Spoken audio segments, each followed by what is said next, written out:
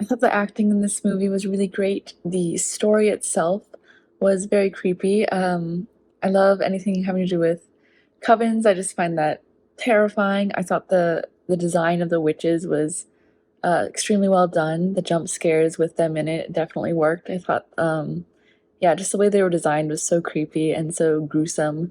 It worked really well in having us on the edge of our seats and covering our eyes. Um, I appreciate that there was a psychological element to this film, with the relationship between Bernice and her late mother. I like that we delved into that a little bit. I love when horror is rooted in psychology, and I thought that worked well here.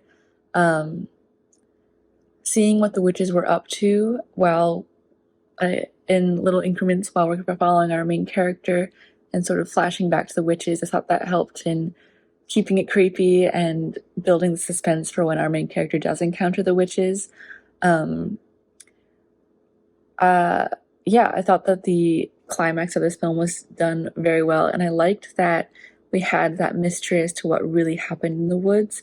We don't see exactly what happens to Bernice, our main character, but she changes her tune, she changes her mind at the end, so we can only assume that something drastic happened. But I liked that they left that up to interpretation for the audience to only imagine what horrible things occurred to them in those woods.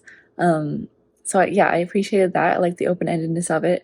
I thought overall the jump scares and the visuals, they all worked really well and scaring me for sure. A lot of classic themes about witchcraft, body possession, sacrifices, and sort of placed in a modern setting in a way that I thought was interesting. There was a very strong approach visually to the piece. I thought it had a really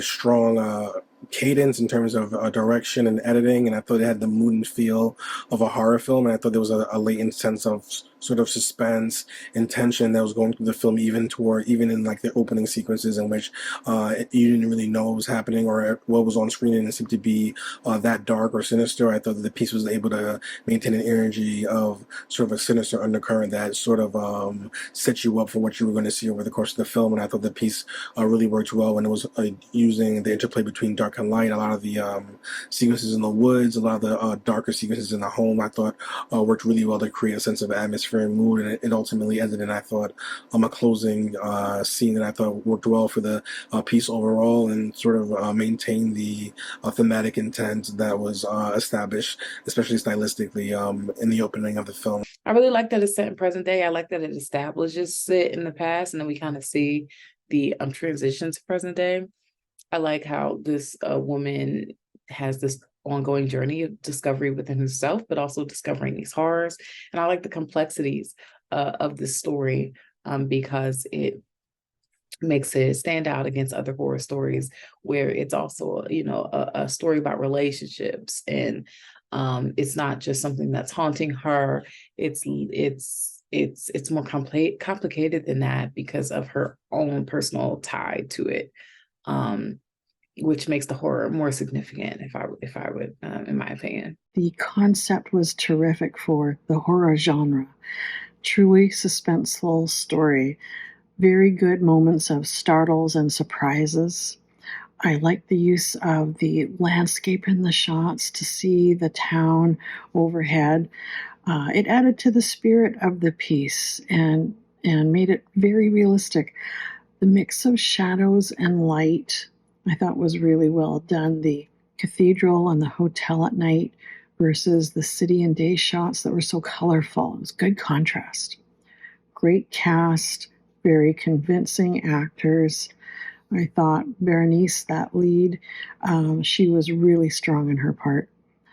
Great special effects, the levitations, and the forest scenes in the Witch's Coven were really scary and really well done. A good unexpected twist at the end, and I like the clever use of the camera work and rotation around the round table. That was great. We have a great acting, suspenseful music. I really enjoy the usage of close-ups. There's many close-ups that gives us feelings. It really makes you understand what the actors are feeling. And then also at the end we have this shocking ending with the final shot on this little pool of blood coming from the dead body. So overall, it was a very interesting horror, very suspenseful, as I said, and at times chilling, at times exciting as well, because there's also a lot of action in this horror. So Curiosity kills the cat, so to speak.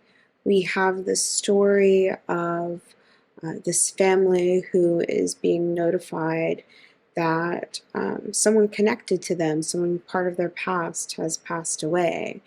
And as someone who is estranged from their mother for quite some time, the daughter finds a reason to want to connect to her roots and kind of come back to where she was raised and ask questions and kind of get some clarity on some missing perceptions, despite the heating warning that her father carries at the beginning of this film.